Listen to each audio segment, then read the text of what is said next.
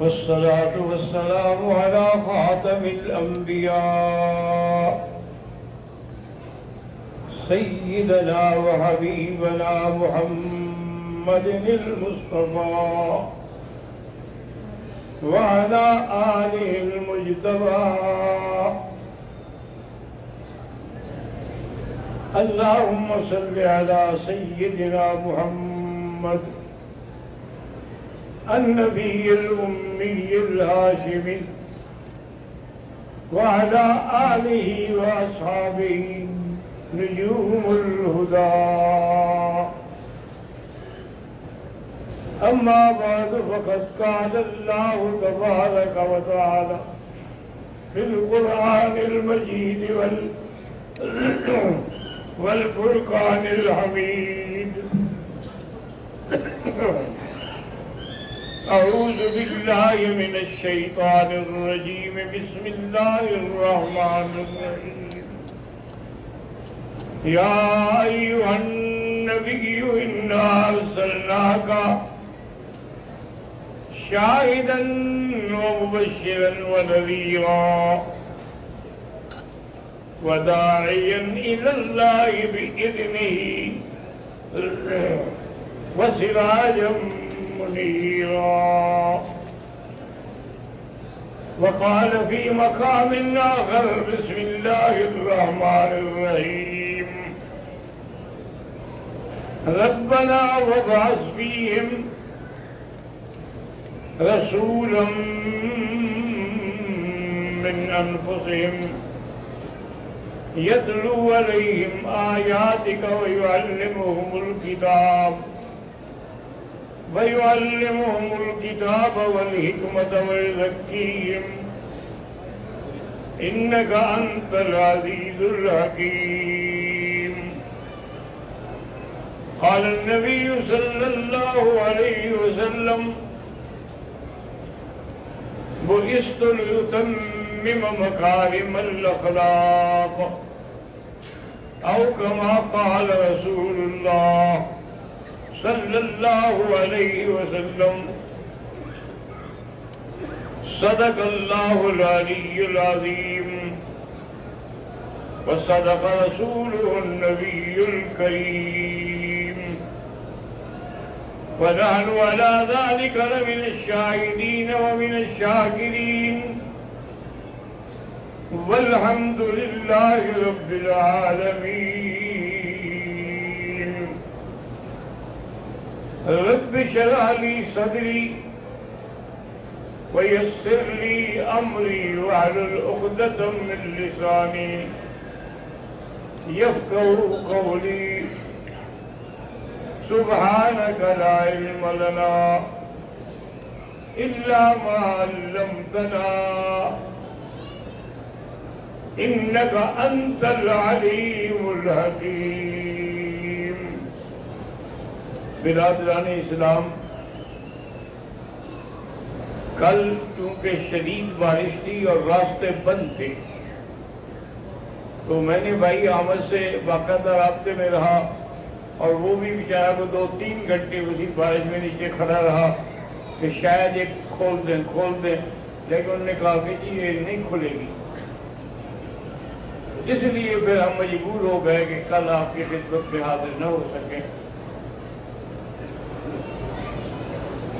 اللہ کا شکر ہے کہ آج جو ہے وہ بارش وغیرہ کا سلسلہ نہیں تھا، موسم نہیں تھا. میں نے جو آیتیں آپ کے سامنے تلاوت کی ہیں کہ اللہ تبارک و تعالیٰ نے 5 صفتیں حضور کی ایک ہی آیت میں ذکر فرمائی ہیں: شاہداً ومبشراً ونذیراً وداعیاً الی اللہ بإذنہ وسراجا منیرا. سراج سے مراد سورج بھی ہوتا ہے اور سراج دیے کو بھی کہتے ہیں، لیکن سورج اور قمر کی، چاند کی روشنی میں فرق ہے. والقمر قدرناه منازل حتى عاد كالعرجون القديم. کہ چاند کی روشنی میں لطافت ہوتی ہے اور سورج کی روشنی میں شدت اور حرارت ہوتی ہے.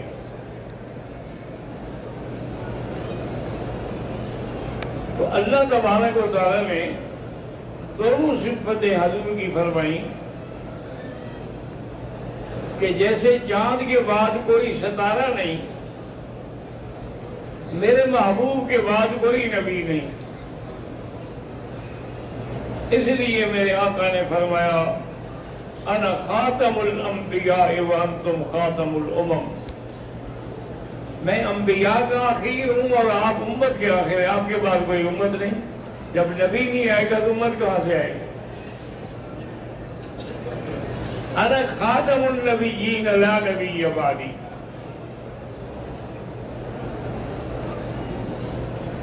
اصل مصیبت یہ ہے میرے عزیز، میرے بزرگوں، کہ ہر دور میں ایسے باطل فرقے پیدا ہوئے ہیں کہ آدمی تصور بھی نہیں کر سکتا. ایک عورت نے نبوت کا دعویٰ کر دیا کہ میں بھی نبی ہوں. جب علماء اس کے پاس گئے، انہوں نے کہا اللہ کی بندی تم کیسے نبی ہو گئی؟ انہوں نے کہا کیوں؟ انہوں نے کہا حضور نے فرمایا کہ انا خاتم النبیین ولا نبی بعدی. انہوں نے کہا لا نبی ہے نا، لا نبی تو نہیں ہے کہ میرے بعد کوئی مرد نبی نہیں آئے گا، یہ تو نہیں ہے کہ عورت بھی نہیں آئے گی. اس لیے باطل فرقے جتنے ہیں وہ کوئی نہ کوئی بات بنا کے امت کو گمراہ کرتے ہیں. خیر اچھا ہوا کہ اس عورت کا پھر ایک اور تھا مدعی نبوت کا، اس سے شادی ہو گئی تو اس کی نبوت ختم ہو گئی. اسی طرح مسیلمہ بن الکذاب دیکھیں، اس نے حضور صلی اللہ علیہ وسلم کو باقاعدہ خط لکھا کہ جی آپ ایسا کریں کہ آپ اپنے بعد جب آپ کی وفات ہو جائے تو پھر مجھے نبی مان لیا جائے. حضور پاک نے فرمایا کہ تم بڑے جاہل ہو، میری نبوت تو قیامت تک کے لیے ہے، میں کیسے اپنے بعد کسی اور کو نبی بنا لوں؟ صحابہ جو ہیں وہ خلیفے تو بن سکتے ہیں لیکن نبی تو نہیں بن سکتے. تو یہ امت اتنی گمراہی میں پڑی ہوئی تھی کہ اللہ کے گھر کا طواف کرتے تھے بغیر کپڑوں کے، اور پھر فخر کرتے تھے ساتھی میں بیٹھ کے کہ میں نے اتنی عورتوں سے زنا کیا ہے. لیکن جب اسلام آیا، اللہ کا نبی آیا، دین آیا، یہ سب باتیں ختم ہو گئیں. سب نے کپڑے پہن لیے، بلکہ اگر کسی سے کوئی غلطی ہو گئی تو اس نے خود آگے اقرار کیا جی میں نے غلطی کی ہے، مجھ پر حد قائم کی جائے.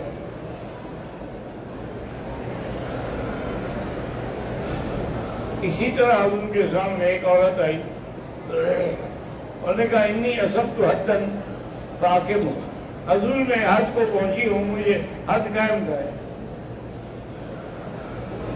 حضور نے فرمایا پتہ نہیں تم نے واقعی زنا کیا ہے یا صرف انسان ہے بوسہ دیتا ہے ہاتھ.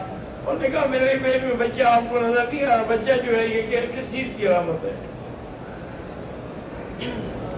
آپ نے فرمایا پھر تو میں تم پر حد قائم نہیں کر سکتا جب تک یہ بچہ پیدا نہ ہو. اس نے کیا گناہ کیا ہے جتنے پیٹ کے اندر ہے؟ وہ چلی گئی. اب اندازہ کریں کہ جب وضع حمل ہو گئی، بچے کو لے کے پھر آ گئی، اس کو چین ہی نہیں آتا تھا کہ اگر دنیا میں مجھے سزا نہ ملی تو آخرت میں میری سزا بڑی سخت ہوگی.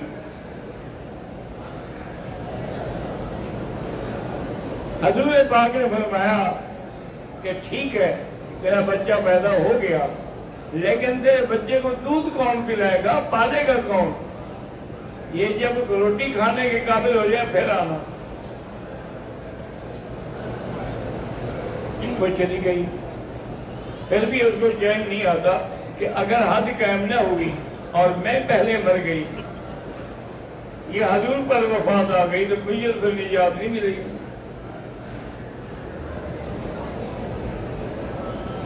کچھ عرصے کے بعد، مدت غزات کے بعد، چھوڑی سی مدت نہیں ہوتی، حولین کاملین، 2 سال تک ایک آدمی اپنے جرم کی خود حفاظت کرے، پھر وہ حضور صلی اللہ علیہ وسلم کی خدمت میں حاضر ہوئی اور نے کہا حضور یہ دیکھیں میرا بچہ ہے، اب یہ روٹی کھا رہا ہے۔ حضور پاک نے صحابہ کو حکم دیا کہ اس میں لے جاؤ اور رجم کر دو، لیکن 2 حد، ایک حد ہے ایک رجم ہے۔ حد کا معنی ہوتا ہے کہ اگر کوئی زانی مرد یا زانی عورت دونوں غیر شادی شدہ ہیں، یعنی کنوارے ہیں، انہوں نے زنا کیا ہے تو ان کو حد لگے گی 100 کوڑا۔ اور رجم کا معنی یہ ہوتا ہے کہ اگر دونوں شادی شدہ ہیں یا ایک شادی شدہ ہے اور ایک غیر شادی شدہ ہے تو جو شادی شدہ ہے اس کو رجم کیا جائے گا،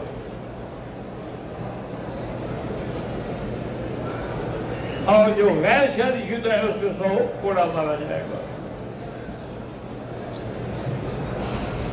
اسی طرح ایک دفعہ حضور نے حکم دیا کہ رجم کی جائے، جب اس کو لے کے رجم کرنے کے لیے تو بھاگ پڑا۔ آپ بات ہے جس کو پتھر لگتے ہیں وہ کھڑا تو نہیں رہتا، بھاگتا ہے جان بچانے کے لیے۔ آگے کسی صحابی کے ہاتھ میں کسی اونٹ کی ہڈی آ گئی، اور وہ ہڈی پکڑ کے ماری تو وہ گر گیا۔ واپس آ کے انہوں نے حضور کو سنایا کہ حضور تو بھاگ رہا تھا، میں حل لا ترکتم، وہ بھاگنے دیتے، بھاگ رہا تھا تو۔ اور یہ سیاہ کی حدیث ہے کہ حل لا ترکتم، کیوں نہیں چھوڑ دیا؟ اب علماء سے بڑی تحقیق کرتے ہیں کیسے اللہ کے نبی نے فرما دیا کہ حد والے کو چھوڑ دو اگر وہ بھاگ جائے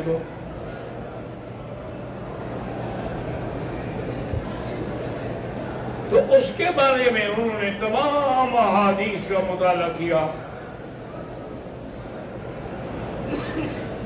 بڑے غور و فکر کے ساتھ وہ اس نتیجے پہ پہنچے کہ جرم جو ہے وہ 2 طرح سے ثابت ہوتا ہے۔ ایک اقرار سے کہ بندہ خود اقرار کرے جی میں نے گناہ کیا، اور ایک یہ ہے کہ اقرار نہیں بلکہ گواہوں نے آنکھوں سے دیکھا ہے۔ تو جس کو گواہوں نے دیکھا ہے اس کو تو نہیں بھاگنے دیں گے، بلکہ گڑھا کھود کے یہاں تک اس کو دفن کیا جائے گا، پھر پتھر مارے جائیں گے۔ اور جس نے اس کے علاوہ بغیر کسی ثبوت کے خود اقرار کیا ہے، حتیٰ کہ ایک آدمی آیا اور نے کہا حضور نہیں سب تو حدن، آپ نے رخ پھیر دیا، وہ ادھر سے آ گیا، حضور میں نے گناہ کیا مجھے حد جاری کرے، آپ نے منہ پھیر دیا، وہ ادھر سے پھر آ گیا، یا رسول اللہ میں نے گناہ کیا ہے مجھے پاک کر دے اپنی زندگی میں۔ حضور نے فرمایا سیدھی بات کرو، واقعی تم نے زنا کیا ہے یا ویسے پیار شیار کیا ہے؟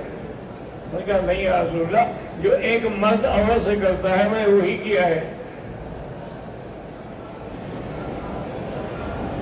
تو اس لیے علماء نے کہا کہ اگر ثبوت باللسان ہو، بالاقرار ہو تو اس کو بھاگنے کا موقع دیا جائے۔ ہو سکتا ہے اس نے کسی خاندان کو بدنام کرنے کے لیے جھوٹی توبت لگا دی ہو، حقیقت زنا نہ ہو، اور جس کا جرم گواہوں کے ساتھ ثابت ہے اس کو نہیں بھاگنا، ان کو باقاعدہ دفن کیا جائے گا۔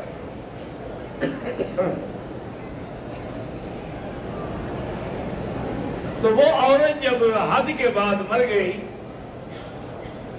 حضور نے فرمایا کہ اس کی جنازہ کا تجہیز تکفین 4 کا جنازہ میں خود پڑھاؤں گا. حضور صلی اللہ علیہ وسلم جب جنازہ پڑھانے کے لیے آگے نکلے، حضرت عمر رضی اللہ تعالیٰ عنہ سے برداشت نہ ہو سکا، کیونکہ حضرت عمر جو تھے نا وہ شدید تھے دین کے معاملے میں. ارحم امتی بامتی ابا بکر واشدہم فی امر اللہ عمر واکثرہم حیاء عثمان وَأَقْضَاهُمْ عَلِي رضوان اللہ علیہم اجمعین. حضرت فرمایا کرتے تھے ہمیشہ کہ حضرت عمر تو شیطان بھی ڈرتا ہے. جس راستے سے آپ آ رہے ہوتے ہیں نا، اگر شیطان دیکھ لے تو گلی بدل دیتا ہے، وہ طرف سے نہیں آتا تھا.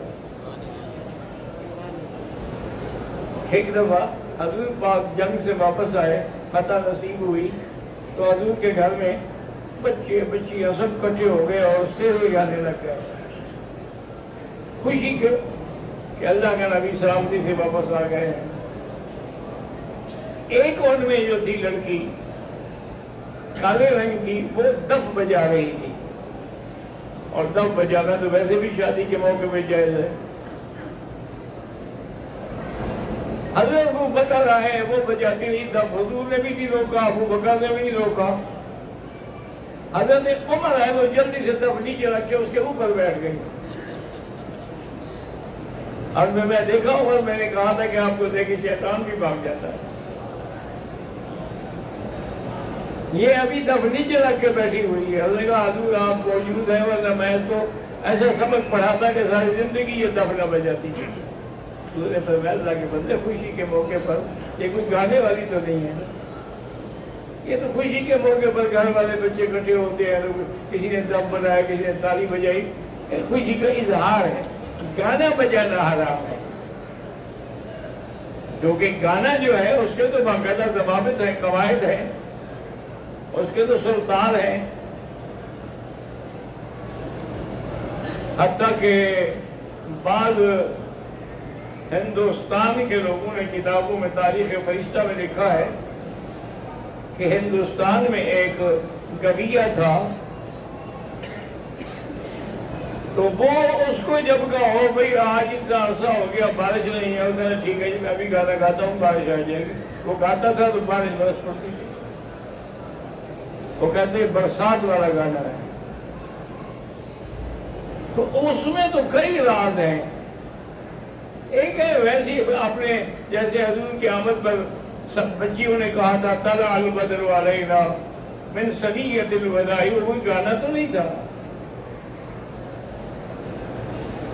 اس پر بھی بڑی بحث ہے علماء کی کہ اللہ نے جب قرآن میں فرما دیا ہے کہ انبیاء کو ہم نے شعر کہنا نہیں سکھایا.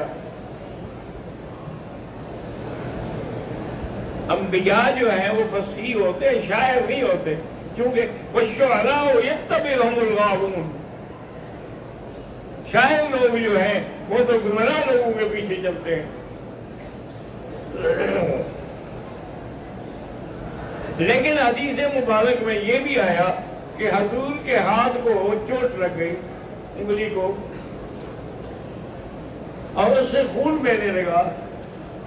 تو حضور نے فرمایا هل انت الا اصبع دمیتی وفی سبیل اللہ ما لقیتی. بھائی تم ایک انگلی ہو، اللہ کے راستے میں کچھ خون بہ گیا ہے، اس میں کون سے غم کی بات ہے. وہ کہتے ہیں یہ شعر تو ہے. یہ یاد رکھو اور دعا کیا کرو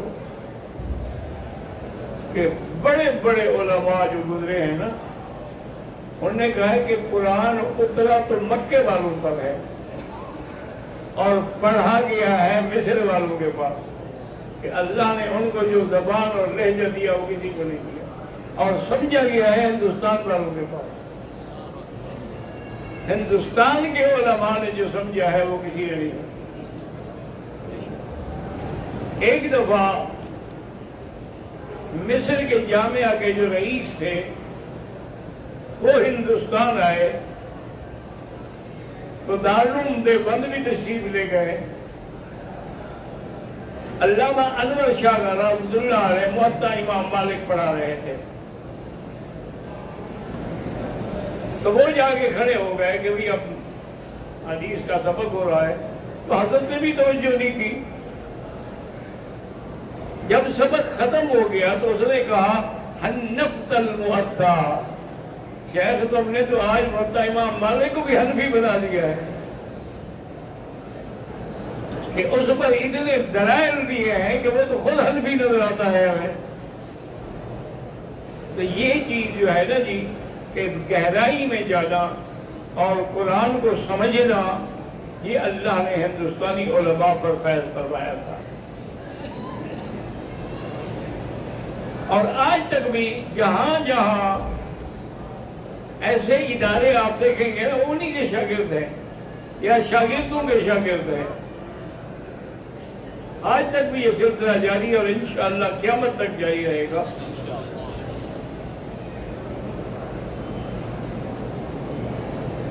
اللہ اکبر. تو حضور پاک نے فرمایا کہ اس عورت کے بارے میں کہ میں جنازہ پڑھوں گا. تو حضور جب جنازے کے لیے جانے لگے تو حضرت عمر نے پکڑ لیا. حضرت عمر بڑے سخت تھے نا. ہر تصلی علیہا، اس پر جنازہ پڑھو گی جو زانیہ ہے. حضور غصے میں آ گئے اور فرمایا کہ تابت توبتن لو قسمت علی 70 من اہل المدینہ لکفتہم، کہ اس نے جو توبہ کی ہے مدینہ منورہ کے اگر 70 گناہگاروں پر بھی تقسیم کروں تو سب کو بخشا دے گا. اس کی ایسی توبہ، گناہ ہوتا ہے لیکن توبہ اگر ہو جائے تو پھر التائب من الذنب کمن لا ذنب لہ، تائب ایسے ہو جاتا ہے جیسے اس نے کبھی گناہ کیا ہی نہ. لیکن شرط یہ ہے کہ توبہ کے شرطوں کے ساتھ ہو. یہ نہ ہو کہ یا اللہ توبہ یا اللہ توبہ، یہ توبہ نہیں ہوتی، یہ تو مذاق ہے. توبہ کا معنی یہ ہے الاقلاع عن الذنب، اس گناہ کو چھوڑ دے، اس جگہ کو چھوڑ دے، پر عزم اللہ یعود الیہ، اور عزم کرے کہ میں پھر کبھی یہ غلطی نہیں کروں گا، اس کو کہتے ہیں توبہ. اور اسی طرح توبہ وہ ہے جو آدمی اپنی جوانی میں عقل کے ساتھ کرے. وہ توبہ نہیں ہے کہ اذا حضر احدهم الموت قال انی تبت الآن، جب مرنے لگا تو کہے گا وہ میری توبہ، اب توبہ میں کیا فائدہ ہے بھائی. تو اس لیے ہمیشہ یاد رکھیں کہ اللہ تبارک و تعالیٰ کے نبی نے دیکھا نا، اور اللہ نے لقب دیا نا سراجن منیرا. صرف یہ نہیں کہا کہ نور ہے، یہ منیر مانا روشن کرنے والا، یعنی جو حضور کے ساتھ جڑ گیا وہ بھی روشن ہو گیا. جس کی نسبت حضور کے ساتھ ہو گئی وہ بھی صحابی بن گیا.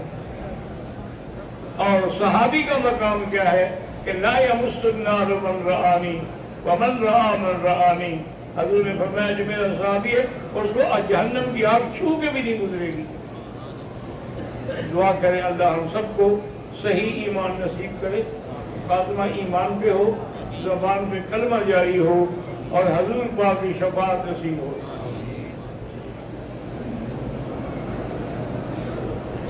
یاسمین کے لیے دعا کریں، وہ ICU میں ہیں، اللہ شفا عطا فرمائے.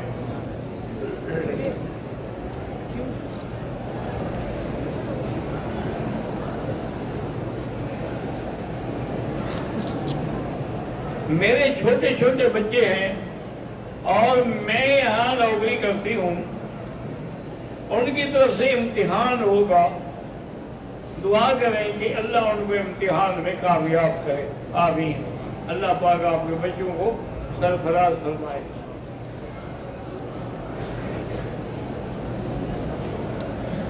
میرا نام چودھری امتیاز الرحمان ہے، شاہد محمود انور ہے، لاہور سے. اللہ دین ایمان اور کاروبار پہ برکت دے. اس کا علاج یہ ہے کہ قبض